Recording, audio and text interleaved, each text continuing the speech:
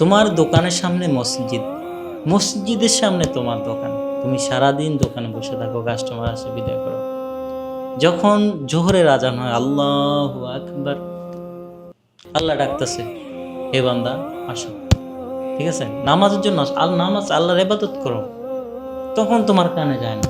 যখনই তোমার বন্ধু ফোন দেয়, হ্যালো বন্ধু, হ্যালো বন্ধু, কই রে, আর আয় ঘুরতে যাম, এ বন্ধু 1 মিনিট আইতেছি, আইতেছি, ল ছাবি, হুন্ডা ছাবি, ল, দৌড়াইয়া যায়, বন্ধু ফোন দিছে, আগে যায়। তা আল্লাহ কি তোমার বন্ধু হতে পারে না? ওইসব করলে তো আল্লাহ শ্রেষ্ঠ বন্ধু তোমার। আল্লাহর মতো বন্ধু হয়?